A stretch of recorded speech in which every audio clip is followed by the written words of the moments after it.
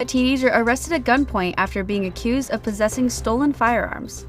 A man found guilty after attempting to kill a woman at a Cedar City laundromat.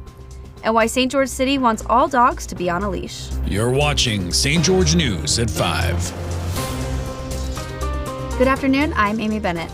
19-year-old Raymond Maynard was arrested at gunpoint in St. George over the weekend after reports came in of a man in possession of stolen firearms. Police responded to the reports and found that Maynard was staying at an apartment complex on Riverside Drive. Upon arrival, Maynard was seen attempting to drive his vehicle from the parking lot. Officers blocked off the exits to the parking lot to prevent Maynard from escaping. Due to reports saying that Maynard had multiple stolen firearms, he was taken into custody at gunpoint. Police searched the car and found 2 shotguns and a stolen .22 caliber rifle. When asked about the rifle, Maynard claimed that he bought it at a pawn shop, but when asked again later, he changed his story. Maynard now faces charges for firearm possession and misdemeanors for underage possession of alcohol and nicotine. This is not Maynard's first run-in with the police, as he was also arrested and charged for stealing over $1,300 in merchandise in 2023. And as of right now, Maynard remains in custody.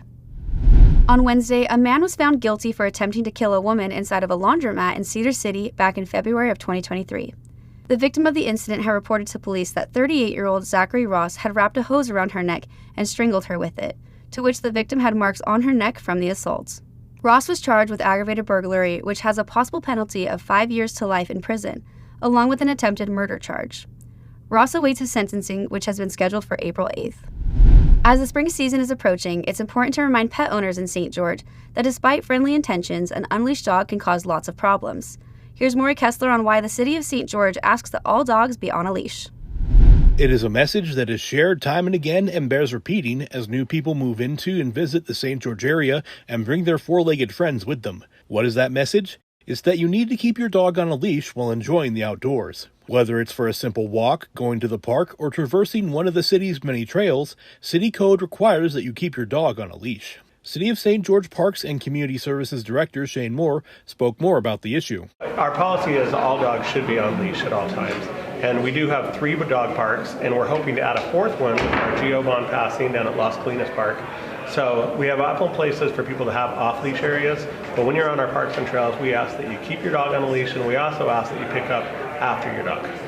But what if the dog is well behaved? Doesn't that matter? What I always tell people is your dog might be well behaved, but the person walking their dog on a leash might not. And so we can still have scuffles even if one person's on a leash. So we just ask that everybody keep their dog on a leash and in control. Thanks, Maury. But it's not quite dog walking season, as southern Utah is expected to get hit with a winter storm.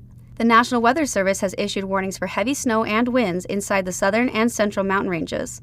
There's expected to be about 1 to 2 feet of snow and wind gusts up to 75 miles per hour in places like Cove Fort, Fish Lake, Joes Valley, Bryan Head, and Alton. There's a vibrant celebration taking place on March 16th as the Red Cliff Gallery presents the much-anticipated return of Art in the Courtyard. Meet down at the City Commons building for the semi-annual showcase, where talented artists display their extravagant creations. Don't miss out on supporting local artists and experiencing the magic of Art in the Courtyard on March 16th from 1 to 4 o'clock. Thank you for watching St. George News at 5.